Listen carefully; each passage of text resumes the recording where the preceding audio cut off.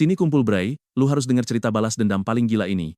Di telepon, suara istri gue kedengeran mabuk berat pas bilang dia nggak pulang malam ini. Sumpah, kepala gue langsung pusing dengernya. Dia bilang si Hunter mabuk berat dan dia harus nemenin. Gue remas ponsel kencang banget sampai buku jari memutih. Napas gue langsung sesak. Pas gue tanya mereka di mana, Vanessa malah bilang kamar hotelnya cuma ada satu kasur buat tidur bareng sambil ketawa genit. Katanya kalau gue nggak terima, cari aja cewek lain yang lebih cakep dan montok buat diajak main sesuka hati. Dia nggak bakal ngelarang. Abis ngomong gitu, teleponnya langsung dimatiin. Di layar ponsel yang gelap, gue cuma bisa senyum sinis. Oke, lu sendiri yang minta ya. Kenalin, nama gue Nathan Cross. Udah 3 tahun nikah sama Vanessa. Gue cuma manajer proyek di kantor kecil, sedangkan dia kepala departemen di perusahaan elit. Kita temen kuliah yang langsung nikah abis lulus. Di mata orang lain, kita tuh pasangan serasi banget, tapi aslinya hubungan kita tuh udah hancur total. Semua kehancuran ini bermula dari parasit sialan yang selalu dia sebut sebagai sahabat cowoknya sendiri. Siapa lagi kalau bukan si bajingan Hunter Hayes. Cowok kaya berwajah mulus itu nggak pernah ngehargai gua sama sekali. Mereka berdua sering pelukan di sofa sambil nonton film horor tengah malam. Bahkan minum boba aja gantian pakai satu sedotan. Sering teleponan malam-malam, gosip nggak jelas sampai jam 2 atau 3 subuh tanpa henti. Parahnya, kontak si Hunter dinamai sayang di ponselnya, sedangkan gue cuma Nathan. Berkali-kali gue minta dia buat jaga jarak aman sama tuh cowok. Tapi setiap kali gue protes, dia selalu pakai alasan template yang bikin gue nggak bisa berkata-kata lagi karena saking capeknya. Dia bakal bilang, Nathan, jangan pelit deh, kita cuma sahabatan biasa. Otak kamu kotor banget sih. Kalau gini terus malas aku ngomong sama kamu. Padahal hari ini perayaan 3 tahun pernikahan kita. Gue udah booking restoran Prancis kesukaan dia dan beliin kalung berlian impiannya selama ini. Gue nunggu dari jam 5 sore sampai jam 10 malam sampai pelayannya ganti shift 2 kali. Lilin di meja bahkan sampai mati dinyalain lagi. Coba lu bayangin seberapa nyeseknya dapet telepon sekonyol itu. Jagain sahabat mabuk sambil tidur seranjang di hotel. Benar-benar gak masuk akal Bray. Hari anniversary gue malah jadi ajang pesta buat persahabatan murni mereka. Amarah di dada gua rasanya mau meledak bakar seluruh organ tubuh gua. Tapi gue sengaja nggak telepon balik atau teriak marah-marah. Percuma banget. Paling gue cuma dituduh kekanak-kanakan dan cari masalah kayak biasanya. Gue langsung berdiri dan keluar dari restoran mewah itu. Angin malam yang dingin menusuk jaket gue, bikin kepala gue yang tadinya panas jadi adem. Otak gue sekarang jadi super jernih. Bukannya tadi dia nantang gue buat cari sahabat cewek dan main gila di luar sesuka hati gue? Oke, bakal gue turutin maunya. Gue buka kontak lama yang udah berdebu di ponsel, lalu nemu nama cewek Sterling, yaitu Victoria Sterling. Cewek yang 100 kali lebih cantik dari Vanessa dan 1000 kali lebih kaya dari Hunter. Dia penguasa Sterling Group dengan aset triliunan. Karena proyek sistem spirit, kantor gue kerja sama dengan perusahaannya. Sebagai ketua tim, gue emang sempat beberapa kali ketemu langsung sama dia. Dengar baik-baik Bray, ratu bisnis yang gak tersentuh ini sekarang bakal jadi senjata paling mematikan buat balas dendam rasa sakit hati gue. Sambil tarik napas dalam, gue tekan tombol telepon. Nada sambungnya lama banget sampai akhirnya suara dingin khas bos besar terdengar dari seberang sana. Halo, siapa ini? Tanya dia dingin. Halo Ceo Sterling, saya Nathan Cross dari perusahaan Apex. Saya mau minta bantuan atau lebih tepatnya kesepakatan bisnis. Dia sempat diam sebentar kayak lagi nimbang keseriusan gue sebelum akhirnya menjawab dengan nada bisnis yang sangat dingin, silakan bicara. Tolong pura-pura jadi pacar saya. Pas ngomong gitu, gue sadar ini gila banget. Manajer kroco kayak gue berani nawar miliarder buat pacaran. Ini jelas mimpi di siang bolong, tapi cuma ini cara paling cepat dan kejam buat bikin Vanessa ngerasain pedihnya dikhianati dan diabaikan. Tiba-tiba terdengar suara tawa kecil yang anggun dari seberang telepon. Nathan, kamu gak salah ngomong? Kamu tahu kan siapa saya ini? Saya tahu, jawab gue tenang tanpa gemetar sedikit pun. Sebagai gantinya, gue bakal kasih seluruh parameter teknis inti proyek Sistem Spirit ke Sterling Group. Proyek Sistem Spirit ini adalah karya yang udah gue bangun pakai seluruh tenaga dan pikiran gue selama 2 tahun penuh demi perusahaan. Kalau proyek ini sukses rilis, kantor gue bisa langsung kuasai pasar industri. Ini adalah taruhan terbesar yang bisa gue tawarkan sekarang. Dengan penawaran sepadat ini adalah seluruh harta berharga dan bukti keseriusan paling jujur yang bisa gue kasih ke dia. Suasana di telepon langsung hening total lagi. Kali ini heningnya lama banget sampai bikin dada sesak karena takut dianggap cowok gila. Tapi sebelum ditutup, suara Victoria akhirnya kedengaran lagi. Alasannya apa? Tanya dia dingin tapi kelihatan mulai tertarik sama tawaran gila gue. Sambil natap kerlip lampu kota, gue jawab dengan tegas. Gue butuh pisau paling tajam buat buang semua parasit busuk di hidup gue. Gue pengen cabut duri tajam yang udah menyiksa gue selama 3 tahun pernikahan ini. Victoria ketawa lagi, tapi kali ini terdengar sangat tertarik. Menarik, besok jam 9 pagi ke kantor gue. Bawa bukti dan cerita lu. Kalau ceritanya seru, gue nggak keberatan jadi pisau lu. Besoknya jam 8:50 pagi, gue udah berdiri di depan ruangan CEO Sterling Group. Sekretarisnya natap gue kayak orang asing nyasar. Matanya penuh curiga sekaligus heran pas dia bilang ke gue, Pak Cross, silakan masuk. Ibu Victoria Sterling sudah menunggu Anda di dalam. Gue dorong pintu kayu tebal itu. Victoria lagi duduk santai menghadap jendela kaca besar. Dia kelihatan anggun pakai jas kerja warna putih. Rambut panjangnya dicepol rapi, nunjukin leher jenjangnya yang mulus. Sinar matahari pagi bikin dia kelihatan berkilau kayak bidadari turun dari langit. Auranya kuat banget sampai bikin gue nggak berani natap langsung. Tanpa nengok ke gue, dia cuma menyesap secangkir kopi hitamnya dengan tenang. Kalian wajib banget ikutin terus kelanjutan kisah ini bareng gue, karena perang balas dendam paling kejam baru aja dimulai. Siap-siap ya Bray. Sini, temenin gue lihat cowok ini mulai aksi balas dendamnya. Dia duduk santai di depan bos besar cewek yang super dingin dan cuek banget. Sambil nyodorin amplop dokumen penting sistem roh yang udah disegel, dia bilang kalau ini adalah bukti inti yang dicari si CEO cantik. Cewek itu akhirnya noleh pelan. Matanya indah banget tapi dingin kayak es, seolah-olah bisa langsung nembus dan ngebaca isi hati orang dalam sekejap. Tapi dia malah dorong balik amplop itu sambil ngetuk jarinya santai ke meja, terus bilang kalau dia nggak buru-buru buat periksa berkas itu. Bos cantik itu justru penasaran sama cerita gila apa yang bikin si cowok rela mempertaruhkan seluruh harta kekayaannya demi balas dendam ini. Setelah diam sejenak, cowok ini mulai cerita. Mulai dari jatuh cinta pandangan pertama pas kuliah, manisnya pernikahan, sampai munculnya orang ketiga bernama Hunter. Semua rasa sakit, hinaan yang dia telan sendiri tiap malam, dan sikap acuh tak acuh istrinya yang sengaja dia abaikan dulu, sekarang tumpah semua. Dia cerita dengan nada yang datar banget, tanpa emosi meledak-ledak atau teriakan marah, persis kayak lagi nyeritain kehidupan orang asing yang gak dia kenal. Padahal kepalan tangannya yang gemetaran jelas banget nunjukin rasa perih dan amarah yang udah dia pendam selama 3 tahun belakangan ini. Sepanjang cerita, si bos Victoria cuma dengerin tanpa motong omongan sama sekali. Tatapan tajamnya terus terkunci ke wajah cowok itu dari awal sampai akhir. Seolah dia lagi membedah jiwanya dan membaca semua keputusasaan di sana. Begitu cerita selesai, keheningan panjang langsung menyelimuti seluruh ruangan kantor itu. Akhirnya Victoria angkat bicara dengan nada dingin yang nyindir abis. Intinya, lu diselingkuhi bini lu, terus malah dituduh berpikiran sempit dan kotor. Konyolnya lagi, bini lu itu dengan sok baik nyuruh lu cari sahabat cewek juga biar adil dan ngebuktiin kalau perbuatannya itu nggak salah. Sindiran telak itu langsung menusuk dadanya.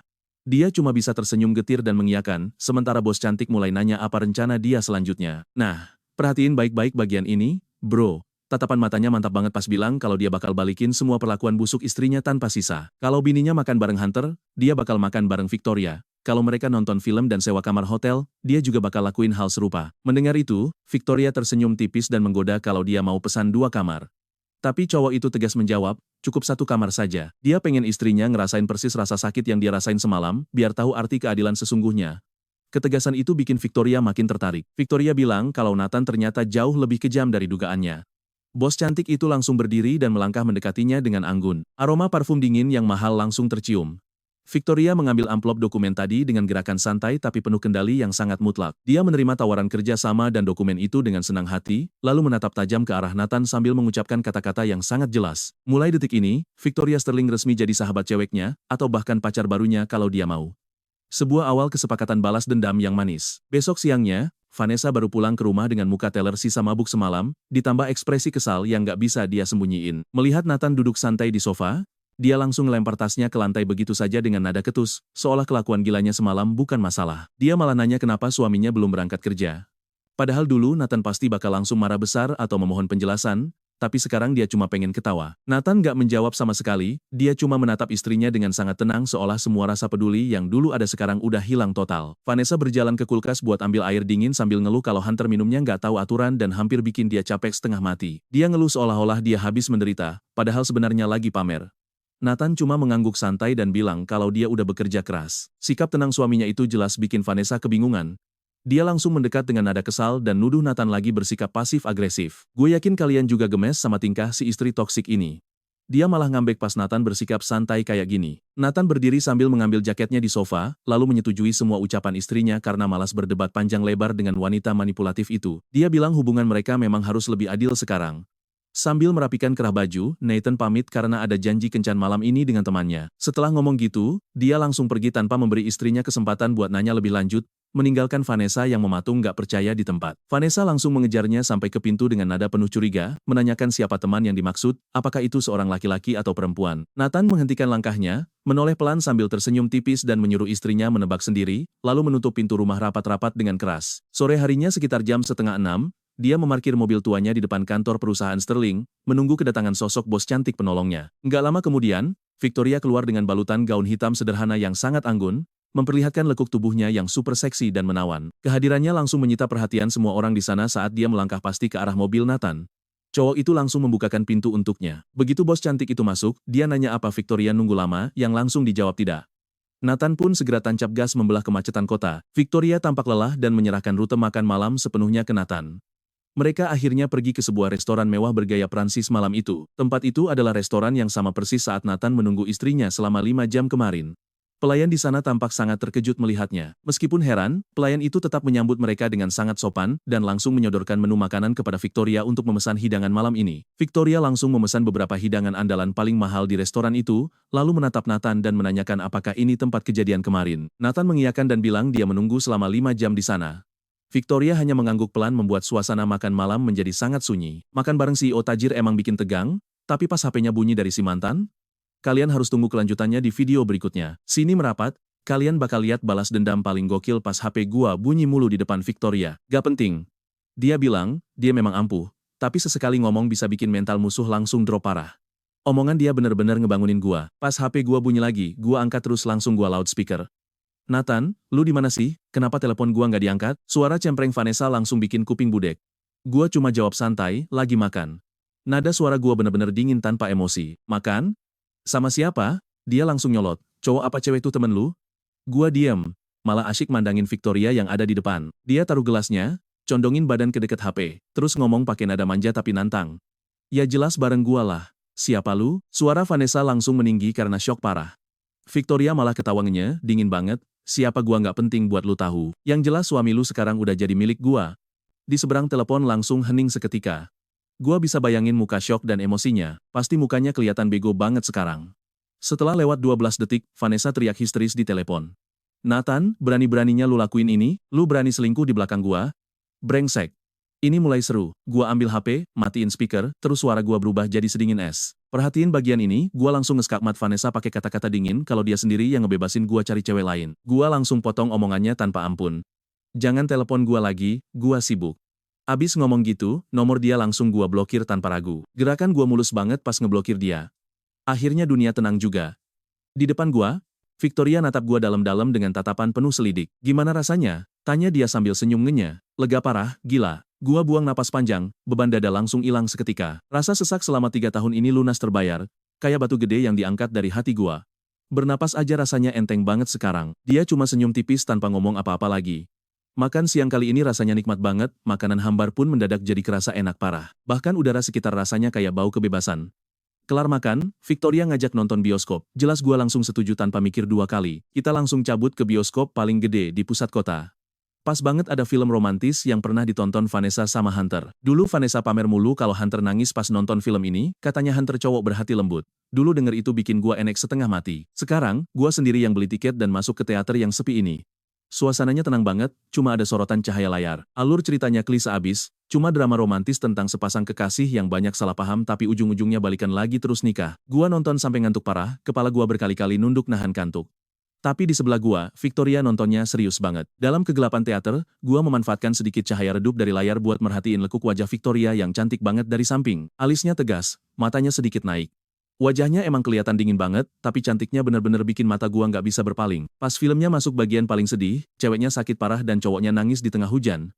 Gua nguap lebar karena bosen. Kalian pasti bakalan kaget, pas gua mau merem, tiba-tiba bahu gua kerasa berat karena Victoria nyandarin kepalanya di sana. Gua langsung tegang parah, sampai lupa cara napas. Kecium bau wangi dingin yang elegan, persis kayak wangi dia pas di restoran. Jantung gua berdebar kencang gak karuan. Gua bingung, apa dia cuma akting biar kelihatan meyakinkan. Gua nggak berani gerak sama sekali. Napas gua jadi pelan banget, dia kayaknya capek beneran, napasnya teratur kayak orang tidur nyenyak. Pas gua nengok dikit, gua cuma bisa lihat rambut halusnya. Sisa filmnya bener-bener gak ada yang masuk otak gua karena sibuk ngerasain kehangatan di bahu gua. Napas anget dia bikin ujung jari gua ikutan panas dingin. Pas film kelar dan lampu dinyalain, Victoria baru bangun. Dia duduk tegak sambil ngucek mata. Omongannya santai banget seolah hal biasa. Sorry ya, gua capek banget belakangan ini sampai ketiduran. Gak apa-apa kok. Muka gua merah merona dan omongan gua langsung gagap parah. Gua nggak berani natap matanya langsung. Pas kita keluar bioskop, malam udah larut banget, angin malam yang dingin nerpa muka gua dan rasanya seger banget. Gua anter pulang ya, kata gua sambil agak gemeteran. Victoria ngegeleng terus nunjuk mobil Maseratinya yang parkir nggak jauh dari situ. Gak usah, gua bawa mobil kok. Terus rumah lu di mana? Tanya gua buru-buru. Dia ngangguk santai, ayo gua anterin lu balik. Gak usah repot-repot, gua bisa balik sendiri. Jawab gua panik. Besok gua suruh orang anter mobil lu, kata dia mutlak. Dia langsung buka pintu mobil dengan nada yang gak bisa dibantah. Masuk. Gua terpaksa duduk di kursi penumpang pasrah. Mobil meluncur mulus di jalanan yang sepi.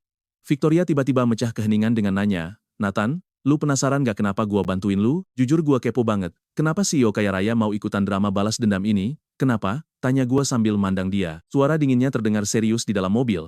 Gua juga benci sama orang munafik yang sok adil padahal kelakuannya licik banget. Dia terdiam sebentar, matanya menajam. Lagi pula, keluarga Hayes itu saingan bisnis Sterling Group.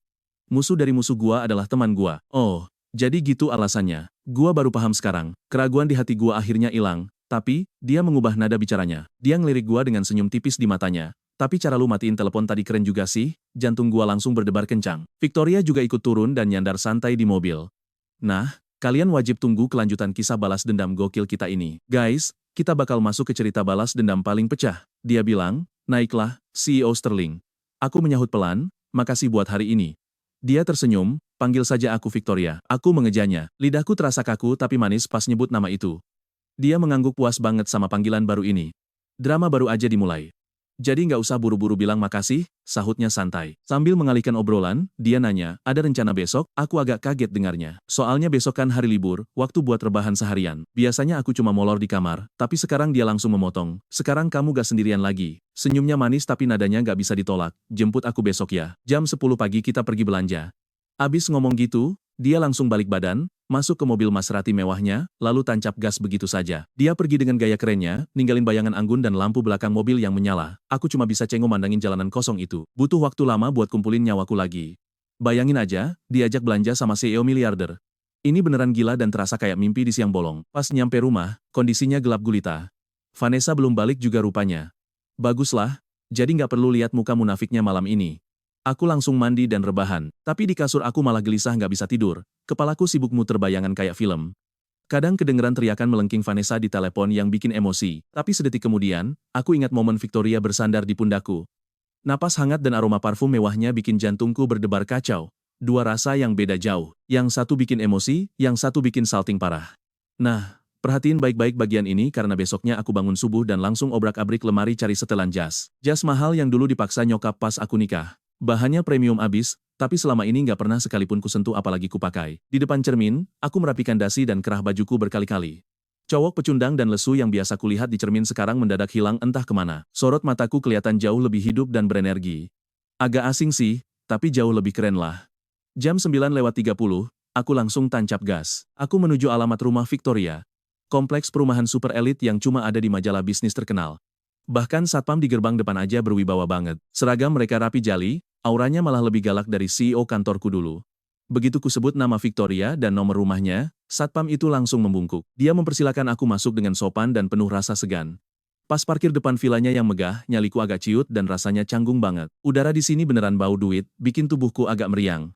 Pas mau ngeluarin HP buat nelpon, pintu villa tiba-tiba terbuka dan Victoria melangkah keluar. Hari ini dia tampil santai banget, cuma pakai kaos putih polos dan celana jeans biru muda. Rambut panjangnya digerai bebas dengan riasan wajah yang tipis. Aura ratu kantoran yang biasa melekat langsung hilang, diganti vibes cewek komplek yang ramah. Tapi tetap aja, pesonanya yang luar biasa nggak bisa disembunyiin. Kecantikannya beneran bikin speechless. Nunggu lama ya? Tanyanya sambil tersenyum manis. Baru nyampe kok, jawabku agak grogi. Yuk masuk mobil, ajaknya santai. Aku buru-buru turun dan bukain pintu buat dia. Kami langsung meluncur ke mall paling mewah di pusat kota, tempat yang dulu cuma berani kulewati depannya doang. Gak pernah kepikiran aku bakal masuk ke sana. Tujuan Victoria jelas banget, dia langsung ngajak ke butik cowok dan milihin beberapa setelan pakaian buatku. Mulai dari baju santai sampai jas formal mewah. Harganya beneran gak ngotak, bikin pusing. Sana ganti, cobain dulu, katanya sambil menyodorkan setumpuk baju itu. Ini kemahalan, bisikku sambil nelan ludah pas lihat deretan angka 0 di label harganya. Tapi dia memotong, kan sudah kubilang, ini bagian dari kerja sama. Semua pengeluaran ini masuk anggaran proyek kita kok. Dia nggak nerima penolakan dan langsung mendorongku masuk ke dalam ruang ganti dengan paksa. Pas aku keluar kamar ganti, dia lagi asik baca majalah. Kalian harus lihat reaksi dia pas mendongak dan matanya langsung berbinar kagum lihat penampilanku. Boleh juga, gumamnya. Dia berdiri mendekat lalu merapikan kerah bajuku. Sentuhan jemarinya yang dingin di leher sukses bikin bulu kuduku merinding disco. Baju bagus emang nggak pernah bohong. Dia mundur selangkah sambil senyum puas mandang aku. Sekarang kamu baru pantas jadi pacar seorang Victoria Sterling. Pacar? Kata itu sukses bikin jantungku mau copot lagi. Tapi tiba-tiba ada suara cempreng yang merusak momen indah ini. Nathan, aku langsung menoleh. Vanessa dan Hunter berdiri nggak jauh dari kami dengan muka cengobin kaget. Mata Vanessa melotot tajam ngeliat tangan Victoria yang lagi benerin kerah bajuku. Mukanya merah padam kayak mau nyembur api. Si Hunter juga masang muka kecut penuh selidik dan permusuhan. Wah, pas banget mereka datang di waktu yang tepat. Aku tersenyum sinis dalam hati. Akhirnya pertunjukan utama dimulai juga. Ngapain kalian di sini? Tanya Vanessa Judes sambil jalan cepat nyamperin kami. Dia ngeliatin Victoria dari atas sampai bawah dengan tatapan iri penuh kebencian. Siapa cewek ini?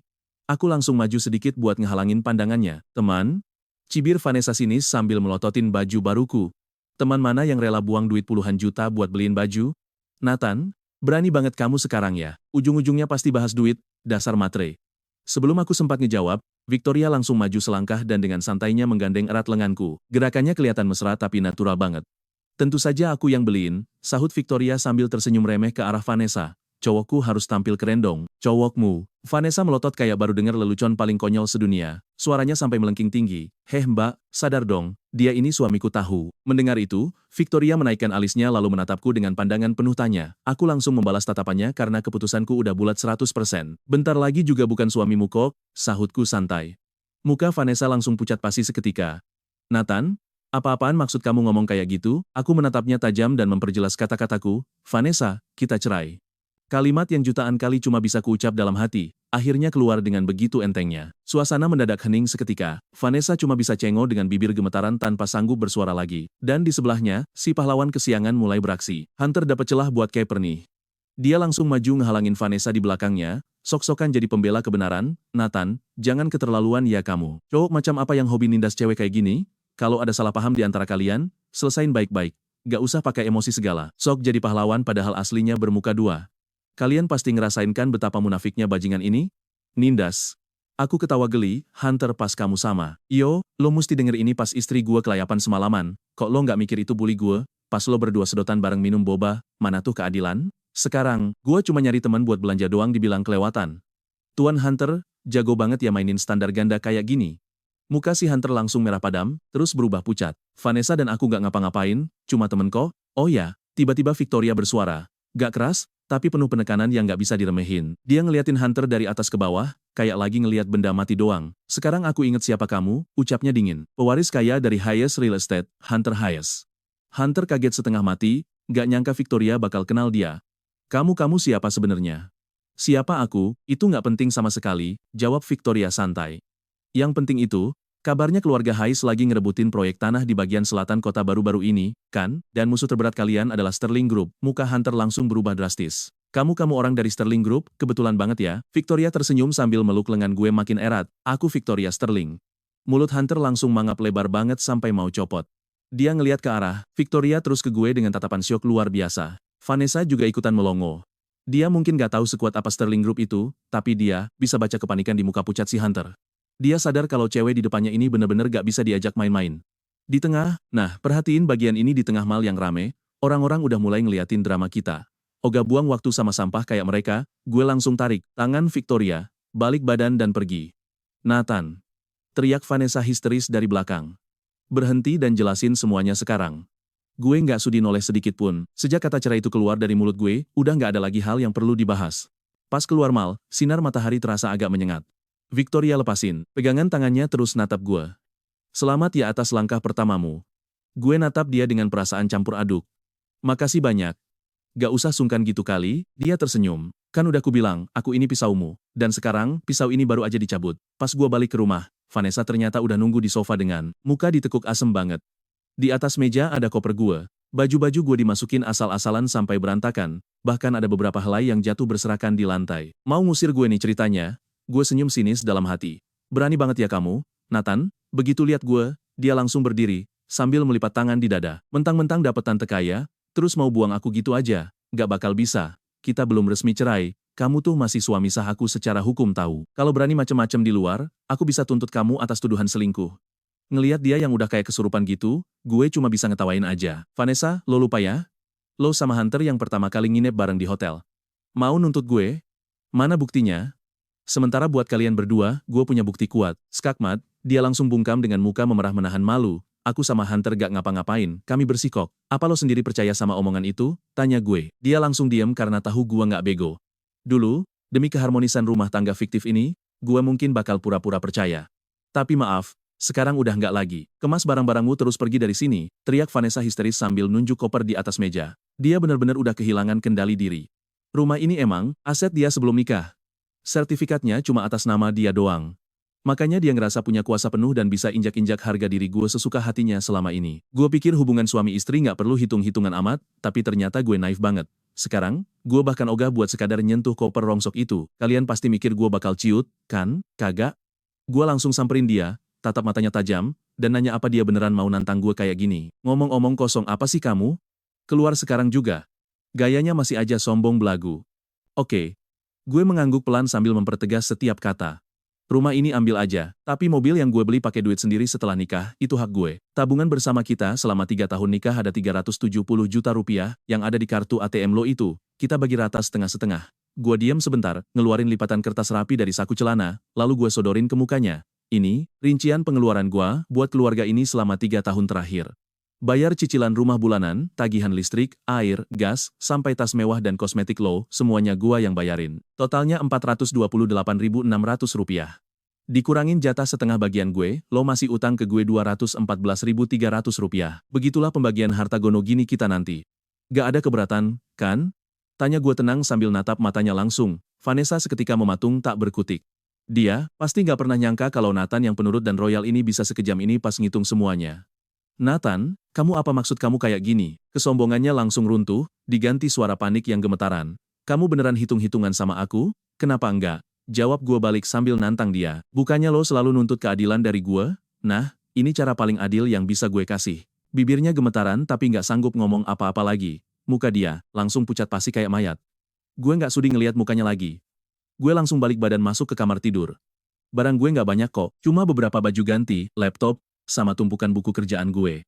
Semuanya gue masukin gitu aja ke dalam ransel, beres-beresnya cepet banget karena emang dikit. Pas keluar dari kamar sambil gendong ransel, Vanessa masih matung di posisi semula. Tatapannya penuh rasa asing sekaligus ketakutan yang gak bisa disembunyiin. Dia akhirnya sadar kalau sosok Nathan yang biasa dia bejek-bejek dan injak harganya itu udah mati total. Gua berjalan santai ke arah pintu keluar, membukanya, lalu menoleh buat ngasih kalimat perpisahan terakhir. Kertas tagihannya ada di atas meja, pengacara gue bakal segera hubungin lo buat urusan cerai kita. Setelah ngomong gitu, gue melangkah keluar tanpa noleh lagi ke belakang. Pas pintu ketutup rapat, langsung terdengar suara barang pecah dibanting dari dalam rumah. Disusul suara tangisan histeris Vanessa yang mulai pecah. Tapi hati gue udah mati rasa, gak ada getaran penyesalan sama sekali. Sekarang, raga tak bernyawa ini cuma butuh tempat bernaung baru yang tenang. Gue pergi dan nginep sementara di hotel murah. Setelah gue ceritain semuanya ke Victoria, dia cuma ngerespon singkat, kerja bagus. Gak lama setelah itu, dia langsung ngirim alamat baru.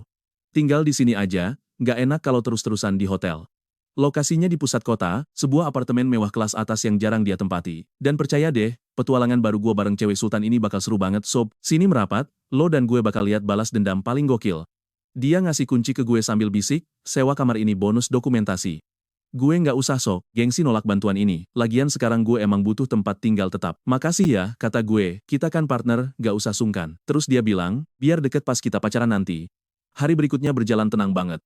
Mantan istri gue, si Vanessa, nggak pernah ganggu lagi. Kayaknya dia udah kena mental liat rincian tagihan utangnya. Pengacara gue langsung turun tangan beresin urusan cerai. Kabarnya dia ngamuk-ngamuk nggak mau tanda tangan, nangis histeris sambil nyumpahin gue cowok nggak punya hati. Bodoh amat, semuanya gue serahin ke pengacara. Sementara itu, kencan gue sama Victoria jalan terus. Kita makan makanan barat mewah, pergi ke galeri seni, nonton konser, pokoknya romantis abis kayak orang pacaran. Tapi tetap aja, rasanya kayak ada tembok pembatas tipis di antara kami. Kita lebih mirip rekan bisnis dibanding pasangan tulus. Gue tahu dia ngebantu, dia juga tahu gue manfaatin dia. Sama-sama pahamlah. Suatu hari, bos perusahaan tiba-tiba manggil gue ke ruangannya. Nathan, gimana kemajuan proyek sistem roh kita? CEO Vance nanya sambil nyeruput tehnya santai. Semuanya aman terkendali, Pak Vance, jawab gue jujur. Bagus deh, CEO Vance ngangguk, tapi mendadak intonasi suaranya berubah serius. Katanya lo lagi deket banget ya sama CEO Sterling? Dek, jantung gue langsung mau copot. Cepat banget berita nyebar. Cuma, urusan pribadi kok, Pak. Urusan pribadi? CEO Vance senyum penuh arti. Kabarnya kalian bahkan udah siap-siap mau nikah. Nathan, gila sih, pinter banget lo sembunyiin ini. Sejak kapan lo bisa dapet cewek kelas kakap kayak CEO Sterling? Gua bingung mau jawab apa, jadi cuma senyum kecut. Emang denger dari siapa pak? Hunter Hayes dari Hayes Property yang telepon gue langsung, kata CEO Vance, sambil nepuk pundak gua. Katanya dia mau kerja sama buat proyek sistem roh kita. Penawarannya jauh lebih menggiurkan dibanding tawaran Sterling. Gua, langsungnya ini aksi balas dendam si Hunter sialan. Nah, di sini bagian serunya, perhatiin langkah licik dia yang mau jatuhin, gue demi mutus kerja sama-sama Victoria. Kalau proyek sistem Raw ini lepas, gue nggak bakal ada harganya lagi di depan Victoria. Kalau dia mutusin gue, habislah gue jadi bahan ketawaan satu industri ini.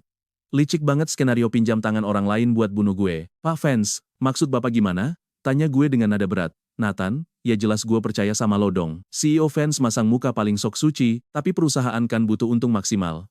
Tawaran keluarga Hayes ini menggiurkan banget bro. Gimana kalau lo atur pertemuan aja, biar Hunter sama CEO Sterling bisa nego langsung. Siapa yang berani bayar paling mahal, dia yang menang. Adil kan? Ngeliat muka, munafik CEO Vance, bulu kuduk gue langsung merinding.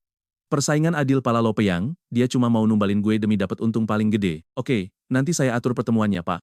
Gua ngangguk terus keluar ruangan.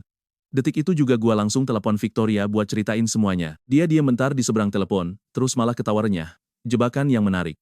Jadi rencana lo gimana sekarang? Tanya gue cemas. Tenang aja, hadapi santai kayak di pantai. Suara dia kedengeran santai abis gak ada beban. Kasih tahu gue kapan dan di mana tempatnya. Biar sisanya gue yang beresin. Nah, makan malamnya diadain di ruangan privat klub elit. Pas gue dateng, CEO Vance sama Hunter udah nongkrong di sana. Si Hunter langsung ngasih senyum ngenyek nandingin ke gue. Tatapannya kayak lagi ngeliat napi yang nunggu hukuman mati di tiang gantungan. Nathan, dateng juga lo. CEO Vance nyambut gue sok akrab sambil nyuruh duduk. Mana CEO Sterling? Kok belum dateng sih? Bentar lagi nyampe kok. Pas gue kelar ngomong, pintu ruangan langsung kebuka lebar. Victoria masuk pakai gaun merah membara dengan aura bos besar yang keluar semua. Begitu dia melangkah masuk, ruangan langsung mendadak sunyi mencekam kayak membeku. CEO Vance sama Hunter Auto berdiri panik. CEO Sterling, kehormatan besar Anda mau datang kemari, puji CEO Vance sambil gosok tangan sok caper. Muka Hunter langsung kaku banget, tapi dia maksain senyum ramah yang kelihatan maksa banget. Saya udah lama kagum sama Anda. Gokil sih. Lo lihat dia nggak peduli sama sekali, langsung nyamperin gue dengan santai. Dia natap tajam ke arah CEO Vance dengan suara dingin banget. Pak Vance, waktu saya mahal. Gak usah banyak bacot, langsung ke intinya aja. CEO, Vance langsung ciut kena mental terus ketawa garing. Jadi gini, CEO Sterling, Pak Hayes ini tertarik banget sama proyek sistem Raw perusahaan kami. Kita kumpul biar bisa tawar-tawaran secara adil. Siapa paling tinggi nilainya, dia dapat proyeknya. Victoria langsung ketawa dengernya, tawa meremehkan, penuh ejekan dingin. Dia nengok ke Hunter dengan nada sinis banget. Hunter, emang lo selevel sama gue sampai berani bahas keadilan? Muka Hunter langsung merah padam kayak kepiting rebus. CEO Sterling, apa maksud Anda? Lo tahu sendirilah maksudnya. Victoria santai ngambil cangkir teh, di meja terus niup pelan. Lo pikir bahwa CEO Vance bisa bikin gue tunduk? Lo pikir rebut proyek kecil sistem Raw ini bisa ngaruhin bisnis Sterling Group? Hunter, lo polos banget atau aslinya emang bego aja sih? Hunter emosi sampai gemeteran tapi nggak bisa jawab. Di depan Victoria, trik licik dia nggak lebih dari mainan anak kecil yang konyol dan nggak ada kelasnya. Victoria langsung ngelirik CEO Vance yang udah keringat dingin sebesar biji jagung. Pak Vance, kayaknya lo ada salah paham deh di sini. Salah paham soal apa? Proyek sistem Raw itu udah bukan punya Apex Company lagi. Victoria ngomong sambil ngeluarin berkas dari tasnya terus dilempar ke meja. Kemarin baru aja gue akuisisi seluruh saham Apex Company. Sekarang gue bos barunya.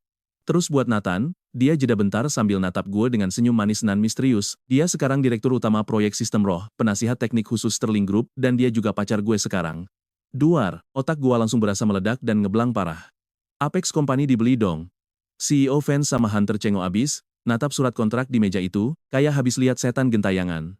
Dan disitulah, lo dan gue tahu, jangan pernah berani macem-macem sama pacar si ratu bisnis. Kalian harus dengerin cerita gila ini. Ada yang mau ngomong lagi? Ruangan langsung hening. Jamuan bubar berantakan, bikin Vance sama Hunter pulang sambil gigit jari. Gak pernah nyangka niatnya mau ngejebak orang, malah kolamnya dibeli habis sama orang lain. Pas keluar dari klub, gue masih setengah gak percaya. Otak gue masih ngeblang. Lu beneran beli perusahaan itu? Ah, cuma seharga sarapan kok. Jawab Victoria santai banget. Gini amat ya dunianya orang, kaya? Tanya gue gemetaran. Kenapa lu ngelakuin itu? Kan udah gue bilang, gue ini pedang lu. Tatapannya serius banget pas ngomong gitu, ngadepin orang, kayak mereka tuh emang harus pakai cara paling barbar. Sekali dibikin kapok sampai ke tulang, mereka nggak bakal berani macem-macem lagi. Dada gua langsung terasa anget. Kali ini, beneran tulus dari lubuk hati paling dalam, gua bilang, makasih ya.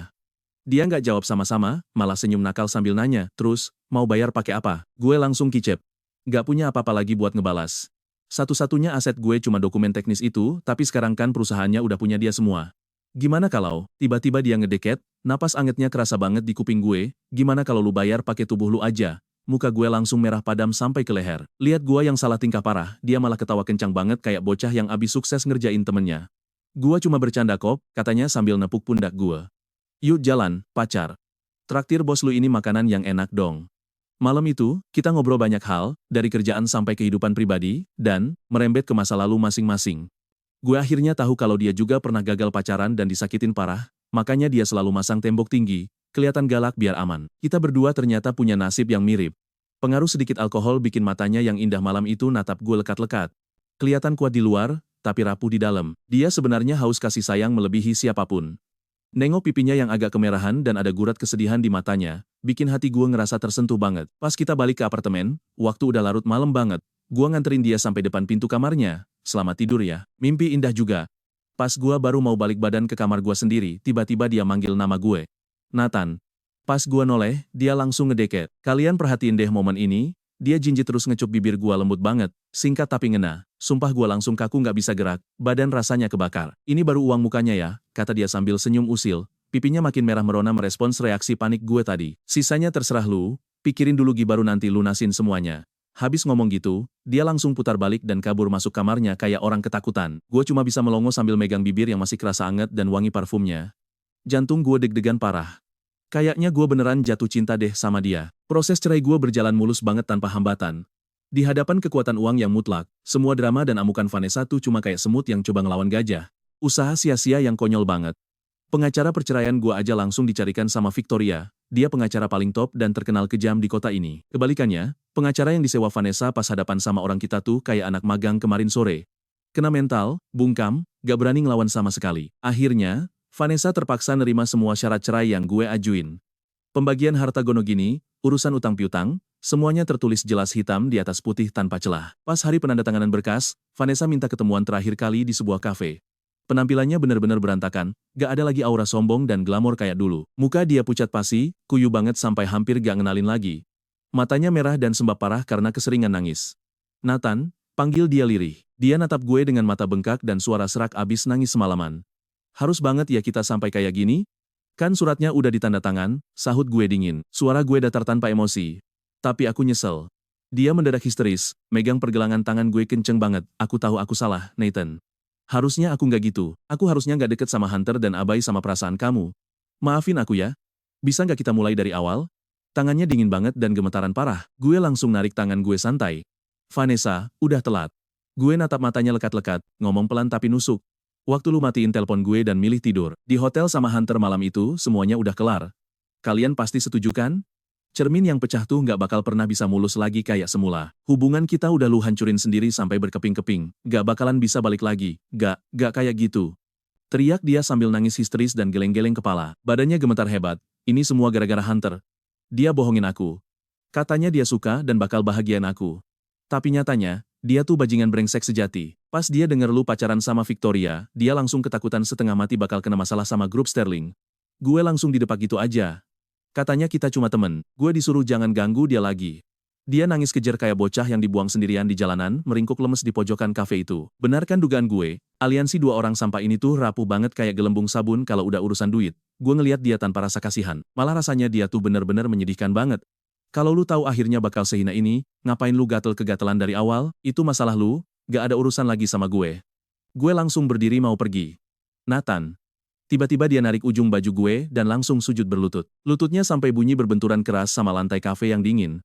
Kasih aku satu kesempatan lagi, please.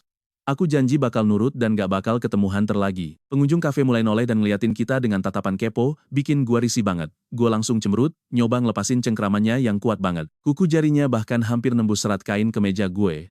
Tepat pas momen canggung itu, sepasang sepatu hak tinggi yang elegan tiba-tiba berhenti di depan kita. Victoria dateng. Dia ngelirik Vanessa yang lagi sujud di lantai, natap gue, lalu nunduk buat ngelepasin jari-jari Vanessa dari baju gue satu-satu. Suaranya dingin banget kayak es tanpa ampun. Mbak, ngejar-ngejar cowok yang udah gak cinta sama lu lagi? Gak malu apa sama harga diri lu? Vanessa langsung dongak kaget pas lihat Victoria.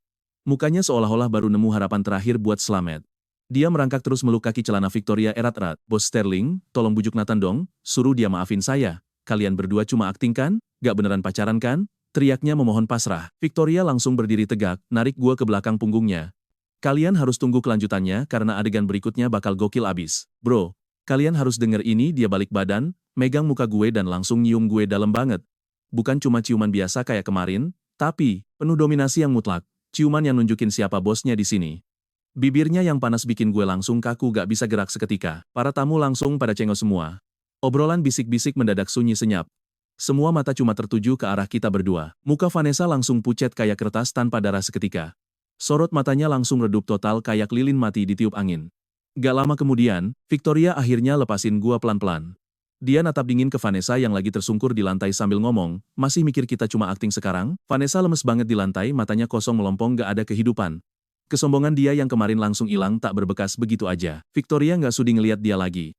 Dia langsung ngerangkul lengan gue erat-erat balik badan, terus ngajak jalan. Yuk, kita pulang sekarang, beneran berakhir. Nasib hancurnya dia bukan urusan gue lagi.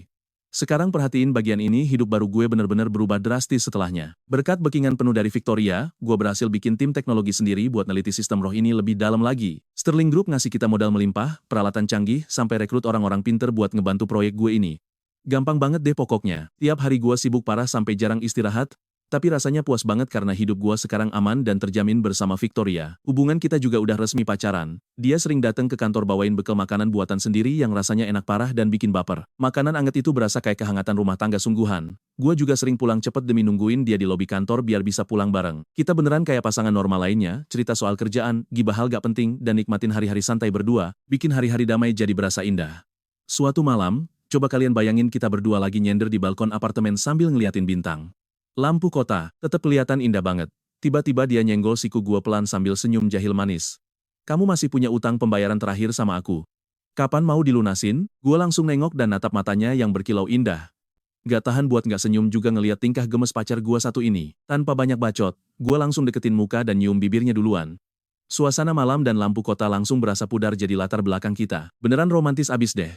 Dulu gua pikir hidup gua bakal suram selamanya, penuh kabut gelap dan keputusasaan gara-gara disakitin terus sama si mantan. Tapi Victoria datang kayak cahaya fajar yang nerobos kegelapan, ngusir semua rasa dingin di hati, dan bikin gua beneran ngerasa disayang dan dilindungi sepenuhnya. Keadilan sejati itu bukan soal ngebales tamparan orang dengan tamparan lagi, tapi soal ninggalin orang toksik yang cuma bikin hidup lo makin ampas. Pergi pas lo lagi capek-capeknya, lalu berbalik buat meluk orang baru yang bisa bikin diri lo jadi jauh lebih baik dan bahagia. Orang yang ngasih harapan baru buat masa depan lo. Beruntung banget gue bisa ketemu dia pas hidup gue lagi hancur dan nyungsep parah dari masa lalu. Dia cahaya penuntun jalan hidup gue, dia Victoriaku, satu-satunya tempat pulang. Gila sih, kalian pasti ikutan baper kan?